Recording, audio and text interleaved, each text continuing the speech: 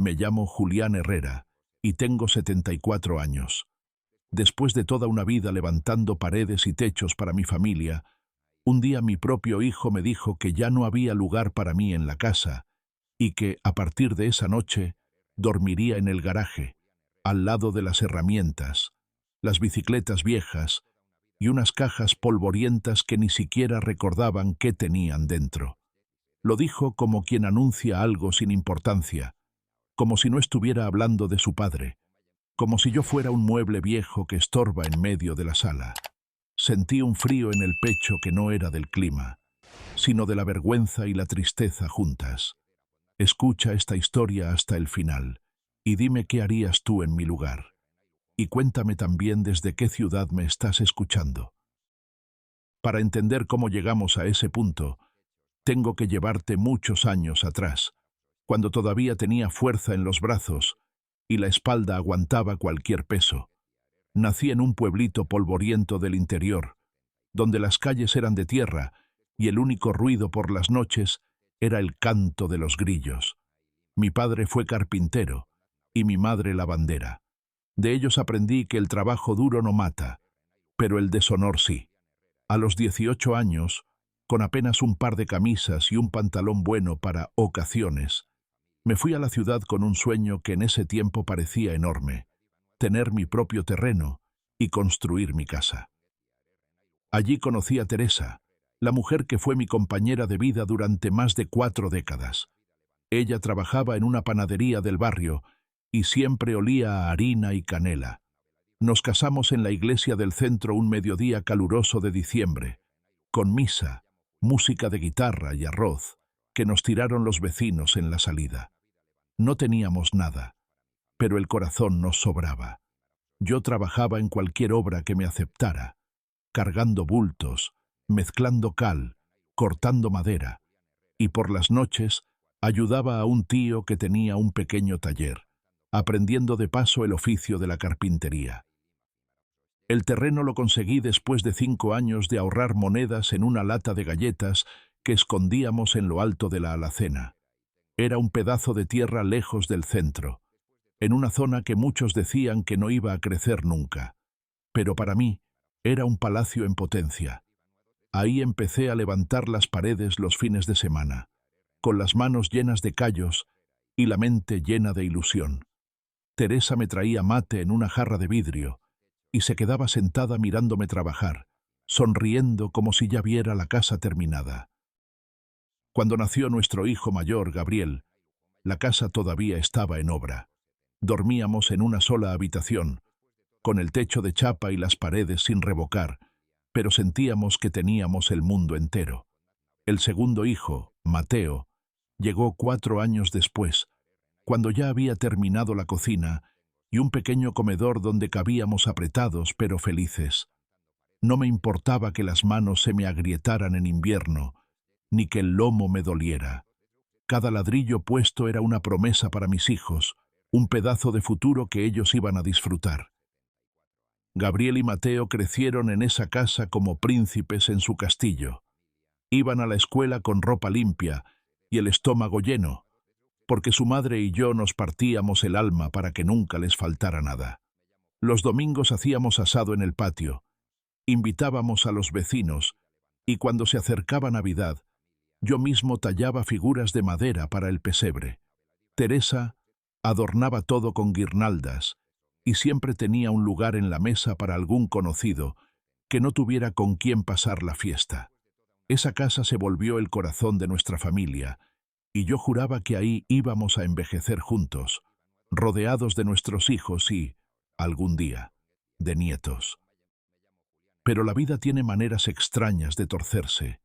Teresa falleció una noche de invierno, después de una enfermedad que nos fue apagando de a poco. Gabriel ya estaba casado y vivía en otro barrio con su mujer. Mateo seguía en casa conmigo, aunque ya salía con una muchacha que, para serte sincero, nunca me dio buena espina. No porque fuera mala, sino porque tenía una forma de mirarme que me hacía sentir que yo sobraba, como si estuviera esperando que me corriera a un lado para quedarse con el lugar. Con el tiempo, Mateo y ella se casaron, y por cuestiones económicas, volvieron a vivir conmigo. Al principio fue lindo. La casa se llenó otra vez de ruido, de pasos, de ollas golpeando en la cocina. Pero pronto empecé a notar miradas, susurros, pequeños cambios que me dejaban inquieto. El sillón donde yo solía sentarme lo movieron al rincón más frío.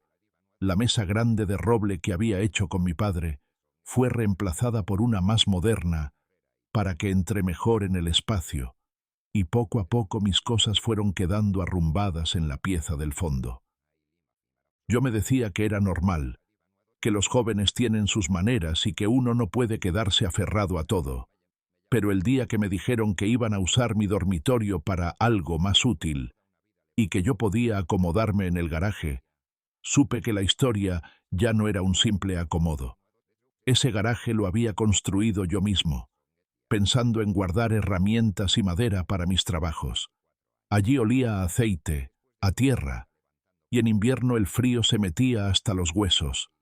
Aún así, asentí sin decir palabra, porque en mi vida siempre preferí evitar las discusiones, aunque esa vez, en silencio, una espina se me clavó bien hondo. La primera noche en el garaje no dormí. El viento se colaba por las rendijas y el foco colgaba de un cable viejo que chisporroteaba de vez en cuando. Desde mi improvisada cama veía las siluetas de cajas y muebles viejos amontonados. Entre ellas, reconocí un baúl de madera oscura que no abría desde hacía décadas, uno que Teresa y yo habíamos guardado lleno de papeles importantes.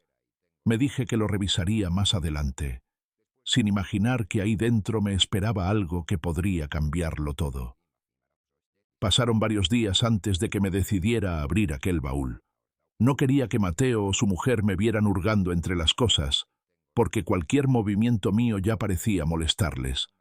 Aprovechaba cuando ellos salían a trabajar y yo me quedaba solo, barriendo el patio o regando las plantas que aún sobrevivían en las macetas de Teresa. Esa mañana, el sol entraba por la ventana pequeña del garaje, iluminando las motas de polvo que flotaban en el aire.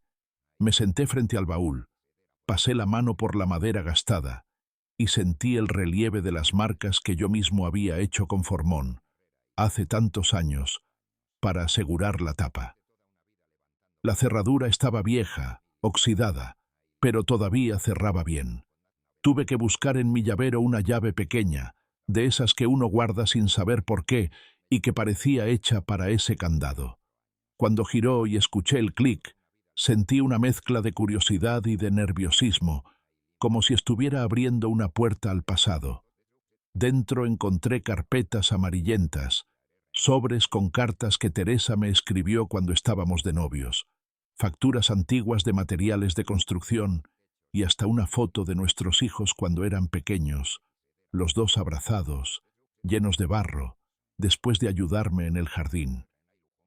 Seguí revisando hasta que, en el fondo, envuelto en un trozo de tela, apareció un sobre más grueso que los demás.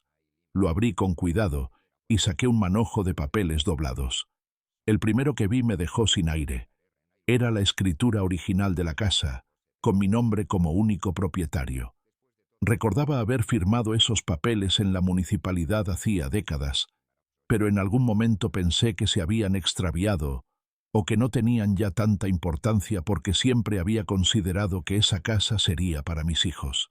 Al lado había copias de pagos de impuestos, recibos a mi nombre, todos perfectamente archivados por Teresa, como si hubiera sabido que algún día serían necesarios. Me quedé un buen rato mirando esos documentos, sintiendo un calor extraño en el pecho. Era como si de repente recuperara algo más que un papel. Recuperaba la certeza de que esa casa no era de todos, como ellos decían ahora, sino mía, fruto de cada hora bajo el sol, de cada ladrillo puesto con mis manos. Escuché el ruido de un coche en la entrada y escondí rápidamente todo de nuevo, pero esta vez no en el baúl, sino en una bolsa que metí debajo de mi cama improvisada, entre dos mantas viejas. No quería arriesgarme a que nadie lo encontrara antes de que yo decidiera qué hacer.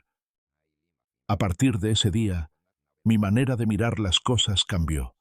Mateo seguía tratándome con una mezcla de condescendencia y prisa, como si siempre tuviera algo más importante que escuchar lo que yo decía.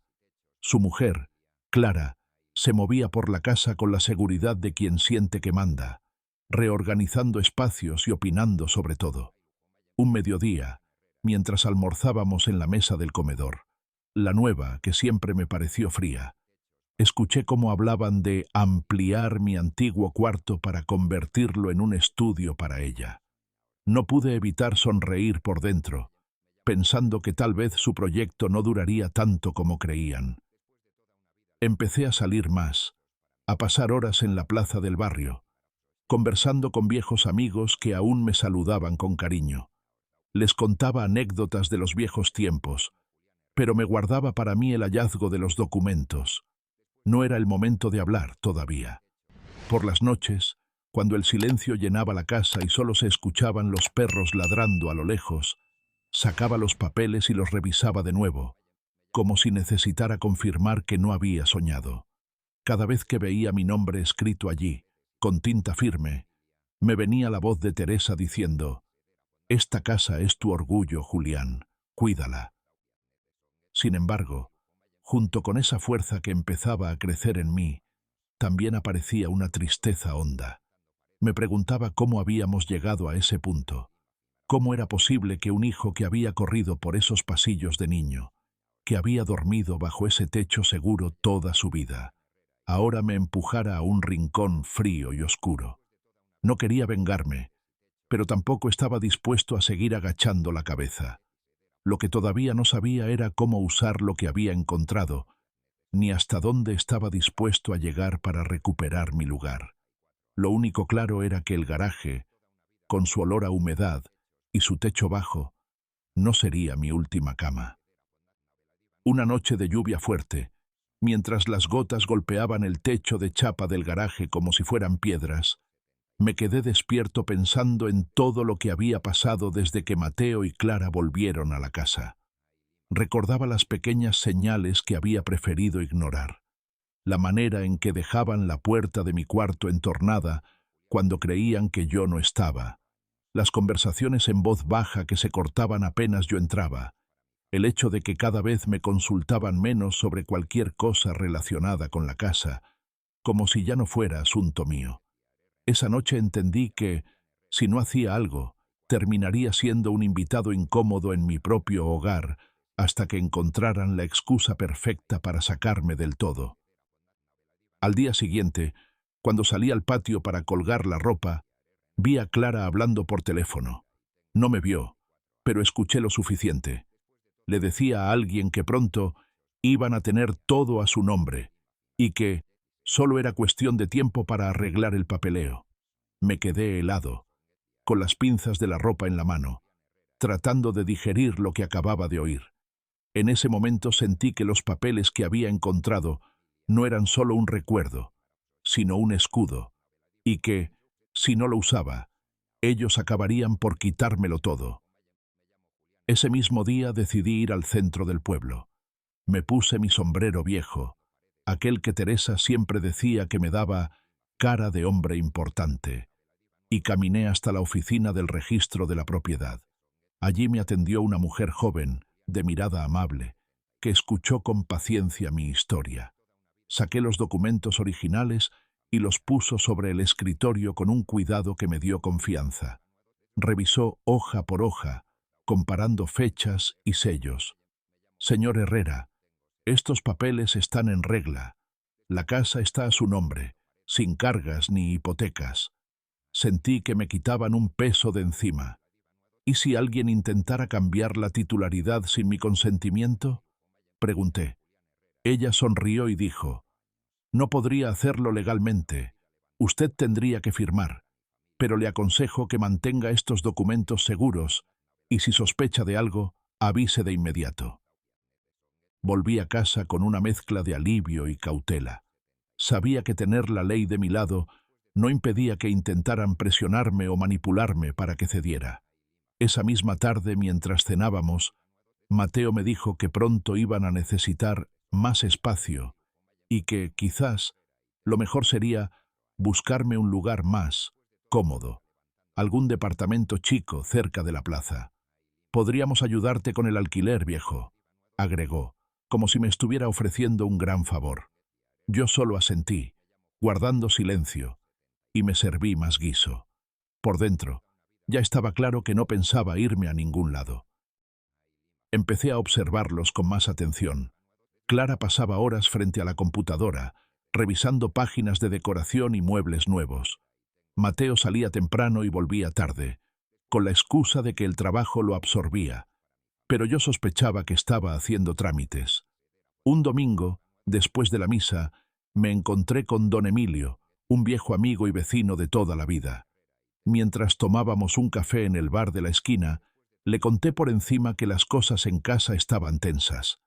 Él me miró serio y me dijo: «Julián, un hombre que construyó su casa con sus propias manos no puede dejar que lo arrinconen. Si necesitan espacio, que se vayan ellos. Vos ya hiciste tu parte». Esas palabras me quedaron resonando. Durante días, las repetía en mi cabeza mientras regaba las plantas o reparaba alguna bisagra suelta.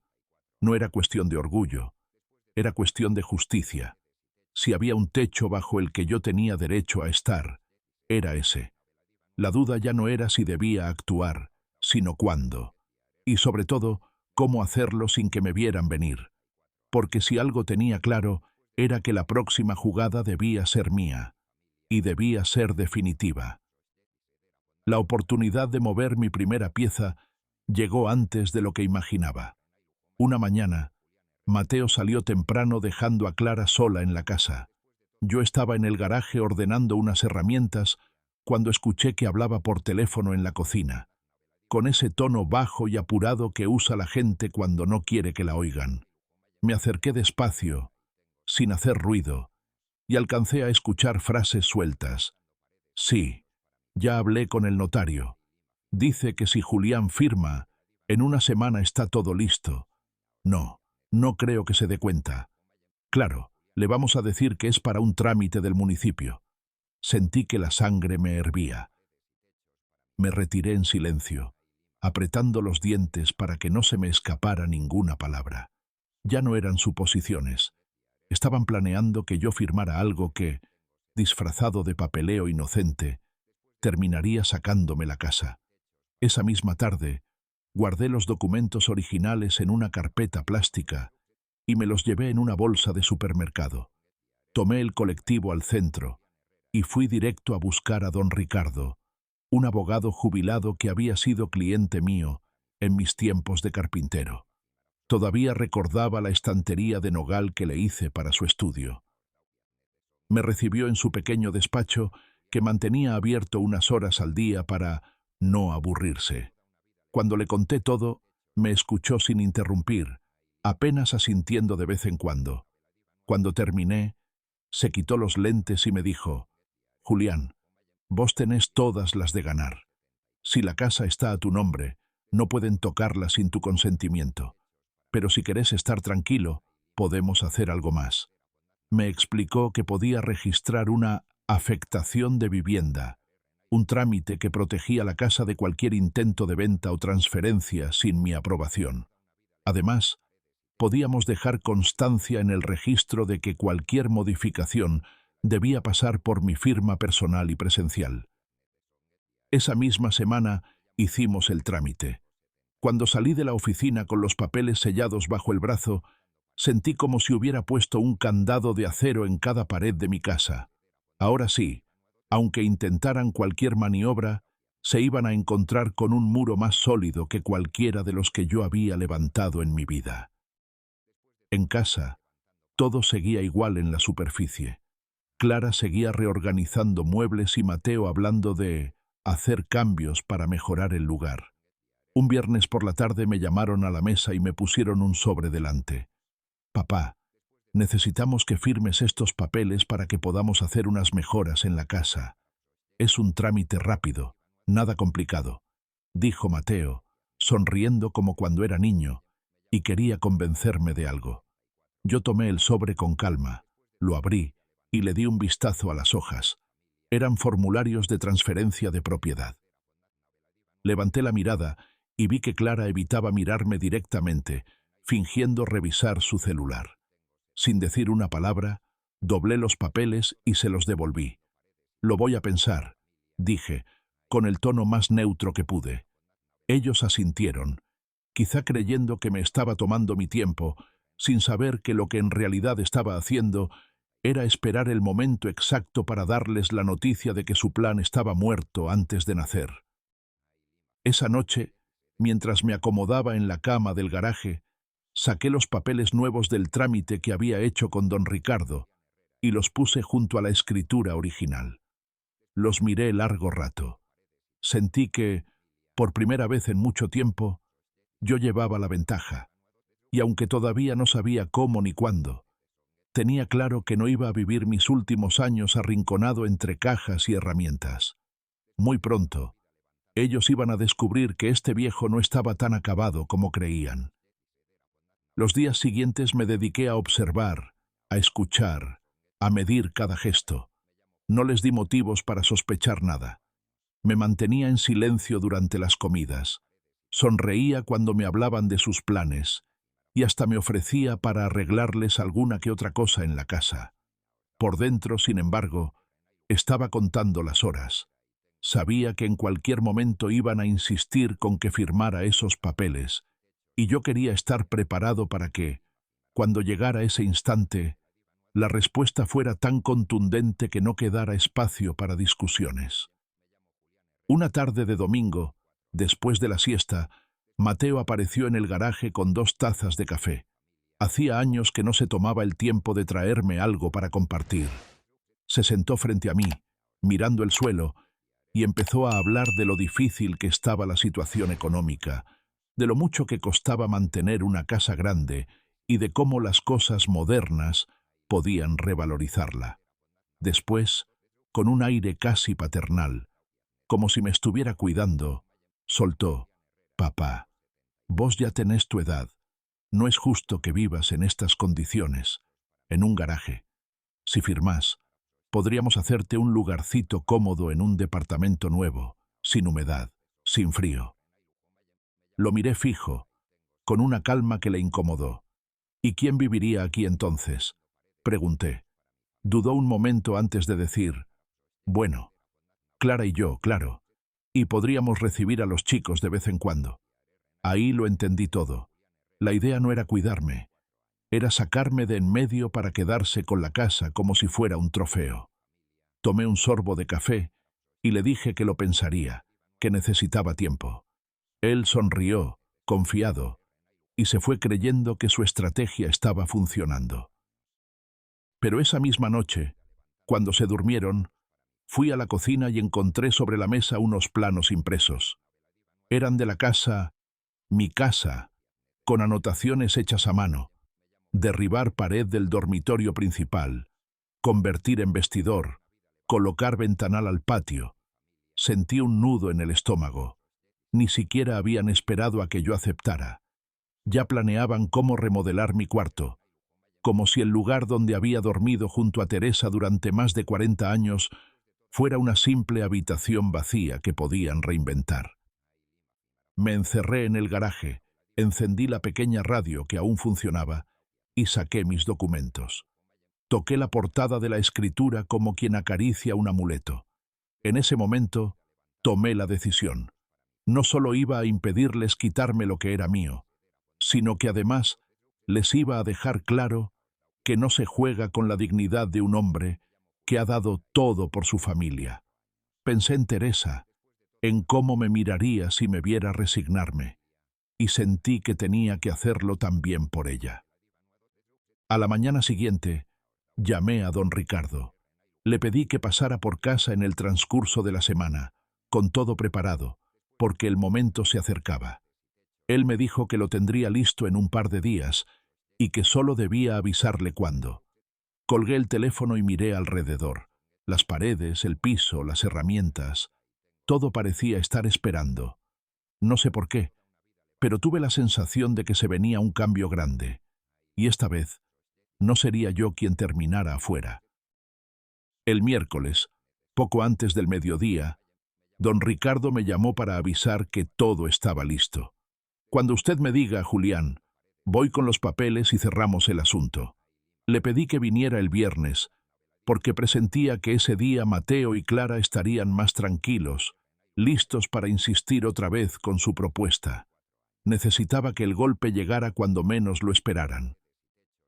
El viernes amaneció soleado, pero el aire tenía ese frescor que me recordaba las mañanas en el campo. Me levanté temprano. Ordené el garaje como si fuera cualquier otro día y esperé. Pasadas las 11, Clara entró con una carpeta bajo el brazo. Me saludó con una sonrisa que no le llegaba a los ojos. Julián, ¿tenés un minuto? Mateo y yo queríamos mostrarte algo. Nos sentamos en la mesa del comedor. Él ya estaba ahí, con los papeles desplegados, fingiendo un tono relajado. Papá, revisamos bien el contrato y hablamos con un conocido que nos puede ayudar a hacerlo rápido. Solo necesitas firmar acá y listo. En menos de una semana tendrías tu nuevo lugar. Les pedí que me explicaran despacio cada punto. Mientras hablaban, yo los escuchaba como quien oye llover, con la mirada fija en sus manos y en cómo Mateo sostenía el bolígrafo, impaciente por pasármelo. Cuando terminaron, respiré hondo, y en lugar de tomar la lapicera, les dije, antes de firmar, hay algo que ustedes tienen que ver.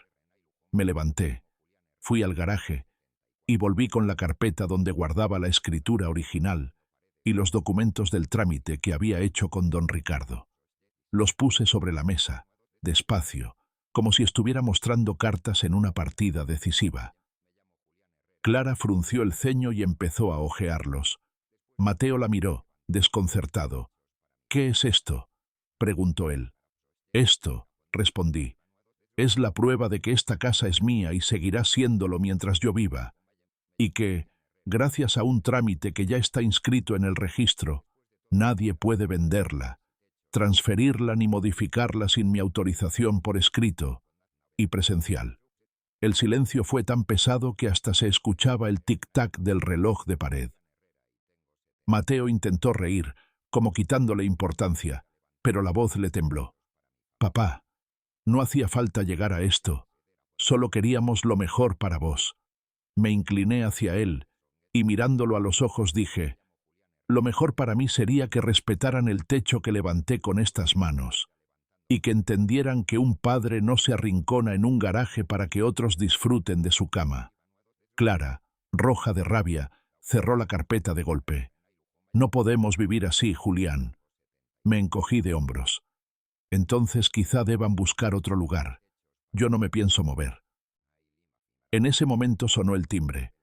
Era don Ricardo, puntual como siempre, con un sobre grande bajo el brazo.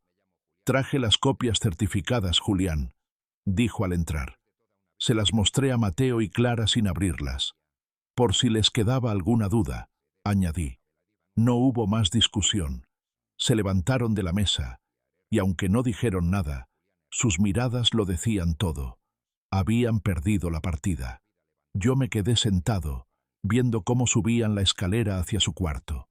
Sabía que desde ese día nada volvería a ser igual, pero también sabía que, por primera vez en mucho tiempo, mi casa volvía a ser verdaderamente mía. Esa noche, la casa estaba más silenciosa que nunca. No se escuchaban las risas forzadas de Clara, ni las frases apresuradas de Mateo. Solo el crujir de la madera y el zumbido lejano del refrigerador. Me serví un mate y me senté en la mesa del comedor, mirando alrededor como quien redescubre un lugar. Cada pared, cada mueble, cada grieta en el piso contaba una historia mía y de Teresa. Recordé cuando pintamos juntos la cocina, cuando colocamos la lámpara del pasillo, cuando nuestros hijos corrían descalzos por el patio.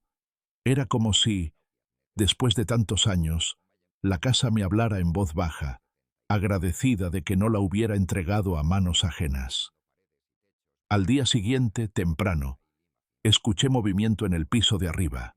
Subí despacio y encontré a Mateo guardando ropa en una maleta. Clara estaba doblando sábanas con expresión rígida. «Nos vamos unos días a casa de mi madre. dijo él, sin mirarme. Necesitamos espacio para pensar. Me limité a asentir. No les pedí explicaciones. A veces el silencio es la mejor respuesta. Antes de irse, Mateo se detuvo en la puerta del garaje, donde yo estaba organizando unas tablas viejas. «Papá, no creí que esto fuera tan importante para vos», murmuró. Lo miré y contesté. «No es la casa, hijo. Es lo que significa». Cuando se fueron, el vacío que quedó no era de tristeza, sino de alivio. Puse música en la radio del garaje, esa que Teresa solía tararear mientras cocinaba, y abrí todas las ventanas para que entrara el aire fresco. Era la primera vez en meses que me movía por la casa sin sentirme vigilado o fuera de lugar. Pasé el resto de la mañana limpiando, sacudiendo el polvo de los muebles y acomodando mis cosas en el dormitorio principal, donde volvía a entrar la luz como antes. Esa tarde, mientras tomaba un café en la galería, se acercó mi vecino, don Eusebio. «Así que los muchachos se fueron», comentó, apoyándose en el marco de la puerta. Le conté lo justo, sin entrar en detalles. Él sonrió y dijo: «Un hombre tiene que cuidar su techo, Julián. Nadie más lo hará por él». Y tenía razón. Esa noche dormí en mi cama de siempre. Sentí el olor familiar de las sábanas, el colchón que conocía cada curva de mi cuerpo, el murmullo lejano de la calle. Cerré los ojos y me dije que, pase lo que pase, no volvería a permitir que me arrinconaran en ningún rincón oscuro. Todavía no sabía si Mateo y Clara volverían, ni en qué condiciones, pero sí sabía que, cuando lo hicieran, encontrarían a un hombre distinto, uno que había recuperado no solo su casa, sino su voz y su dignidad. Y eso, ya lo entendía, valía mucho más que cualquier papel firmado. Pasaron 3 semanas sin señales de Mateo ni de Clara.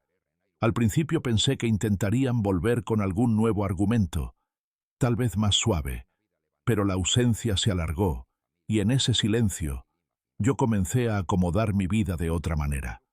Empecé a levantarme temprano para caminar por el barrio, saludando a los vecinos que me preguntaban cómo estaba. Algunos ya sabían parte de la historia y me palmeaban el hombro diciendo: «Bien hecho, Julián. Uno no se deja pisotear ni por la sangre». Una mañana, mientras regaba las plantas que Teresa había dejado en el patio, esas macetas de barro que parecían resistirlo todo, escuché pasos en la vereda. Era mi nieta mayor, Camila, con una mochila y el pelo desordenado. Me abrazó fuerte, sin decir nada al principio. «Abuelo, mamá y papá están peleando mucho. Yo no quiero estar allá», me confesó. Sentí un peso en el pecho, pero también un calor que hacía mucho no sentía. La invité a pasar y le preparé un chocolate caliente como los que hacía Teresa. En la mesa me contó, con palabras medidas, que desde que se fueron de la casa todo era discusión, que Clara le reprochaba a Mateo no haber insistido más conmigo, y que él, en cambio, la culpaba a ella por haber apurado las cosas. Yo escuchaba sin interrumpir, sabiendo que cada frase confirmaba lo que siempre había intuido. Lo que buscaban no era cuidarme, sino quedarse con lo que no les pertenecía. Al final de la charla, Camila me miró con esos ojos tristes que tienen los chicos cuando se dan cuenta de que los adultos no siempre hacen lo correcto. «Abuelo, ¿puedo quedarme unos días aquí?». No lo dudé ni un segundo. Armamos su cama en la habitación que antes fue de su padre, y esa noche, mientras la escuchaba reírse viendo una película, la casa volvió a sentirse viva de una manera distinta, ya no por obligación, sino por cariño verdadero. Los días con ella fueron un regalo. Salíamos a la plaza, cocinábamos juntos, le enseñé a lijar un trozo de madera hasta dejarlo suave como seda. Me preguntaba por Teresa, por cómo era cuando su padre era chico, y yo le contaba anécdotas que la hacían reír. En esos momentos entendía que la herencia más valiosa que podía dejar no era la casa ni el dinero, sino la certeza de que la familia se construye con respeto y presencia. no con papeles ni llaves. Una tarde, mientras estábamos en el taller, escuché un auto detenerse frente a la casa.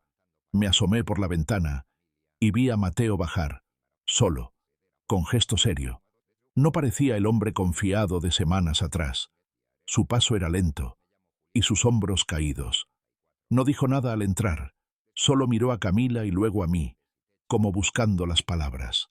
Supe que ese momento sería decisivo, aunque no sabía aún si venía a pedir perdón o a intentarlo otra vez. Mateo se quedó parado en el marco de la puerta, como si le pesaran los pies. Camila lo miró sin moverse, con esa mezcla de sorpresa y desconfianza que tienen los chicos cuando no saben si la visita es buena o mala. «Podés ir a tu cuarto, mi amor», le dije, y ella obedeció despacio, sin quitarle los ojos de encima a su padre. Cuando quedamos solos, Mateo respiró hondo y se sentó frente a mí en la mesa del comedor. «Papá, no vine a discutir», empezó, con la voz más baja de lo habitual. «Vine a decirte que todo se vino abajo. Me contó que Clara se había llevado a los chicos a casa de su madre, que le dijo que no pensaba volver a vivir en una casa donde no se siente dueña de nada, que las peleas habían llegado al punto de no hablarse más de un par de frases al día. Lo escuchaba en silencio, sin interrumpirlo, porque intuía que todavía quedaba mucho por decir. Después se quedó mirando la mesa, evitando mi mirada. Yo sé que lo que hicimos estuvo mal. No hay excusa. Pensé que iba a ser más fácil convencerte, que ibas a entender que era lo mejor, pero la verdad es que solo estaba pensando en nosotros, no en vos. Hubo un silencio largo, roto apenas por el sonido de la radio vieja del garaje. Papá, no vengo a pedirte la casa, vengo a pedirte que me dejes arreglar las cosas, aunque no sé cómo. No supe qué responder de inmediato. Había esperado tantas veces escuchar unas disculpas que, cuando llegaron, me encontraron más cansado que esperanzado. Lo miré y le dije, «Mateo, lo que rompiste no se arregla con palabras ni con promesas, y no hablo de la casa, hablo de algo más importante, la confianza». Él asintió, tragando saliva, como si cada palabra le costara. Me contó que, después de irse, había pensado que yo me quedaría solo, que tarde o temprano cedería, y los llamaría para que volvieran, pero que, con el tiempo, había entendido que ese silencio de mi parte no era soledad, era decisión. Te vi más fuerte que nunca, papá, y eso me hizo darme cuenta de lo mucho que te subestimé. Lo escuché, y por primera vez en mucho tiempo, vi en sus ojos un rastro de aquel chico que me ayudaba a cargar ladrillos cuando apenas le llegaban los pies al escalón más bajo. No sabía si estaba listo para dejarlo entrar de nuevo en mi vida como antes, pero sí sabía que esa conversación marcaba un antes y un después. No le respondí enseguida. Me levanté, fui al garaje y volví con 2 mates. Se lo alcancé y antes de sentarme le dije, «Si querés quedarte un rato, tomemos esto en silencio. A veces las palabras sobran y lo que vale es la presencia». Él asintió, y por unos minutos todo fue como en aquellos días en que la familia todavía era familia. Esa tarde se quedó hasta que el sol empezó a caer detrás de los techos del barrio. No hablamos mucho más, pero el silencio que compartimos fue distinto al de los últimos años. No era tensión, era algo más cercano a una tregua. Cuando se levantó para irse, Camila salió de su cuarto y lo abrazó sin que él lo pidiera. Fue un gesto simple, pero lo vi cerrar los ojos un instante, como si necesitara guardar ese momento. Antes de irse me dijo, «No sé si algún día voy a poder reparar todo, pero voy a intentarlo». Yo no le prometí nada, solo asentí y le abrí la puerta. Los días siguientes fueron tranquilos. Camila siguió quedándose conmigo un tiempo, y la casa volvió a llenarse de pequeños ruidos que me hacían bien. El sonido de la pava silbando, sus pasos ligeros por el pasillo, su risa cuando el gato del vecino se colaba al patio. Un sábado por la tarde la llevé a la feria del pueblo, como hacía con Mateo y su hermano cuando eran chicos. Compramos pan casero, queso de campo y unas empanadas que todavía humeaban. Mientras comíamos en una banca, ella me dijo: «Abuelo, acá me siento en casa». Y esas palabras tan simples fueron para mí la verdadera recompensa después de todo lo vivido. Un par de semanas después, Mateo volvió, esta vez solo, con un bolso pequeño. Me pidió si podía dormir unos días en el garaje, hasta encontrar dónde quedarse. Lo miré largo rato antes de responder. No olvidaba lo que había hecho, pero también sabía que cerrar la puerta del todo solo traería más vacío. «Podés quedarte», le dije, «pero esta vez ese espacio no es para arrinconarte, sino para que aprendas que todo se gana con respeto». Él asintió y no discutió. Tal vez, al fin, empezaba a entender. Con el tiempo, fui aceptando que no todo se repara como antes, pero sí se puede construir algo nuevo, aunque sea más modesto. No volví a dormir en el garaje, y nadie volvió a tocar mis cosas sin permiso. Aprendí que proteger lo que uno ama no es egoísmo, sino cuidado, y sobre todo, que la dignidad, una vez recuperada, es un tesoro que no se negocia.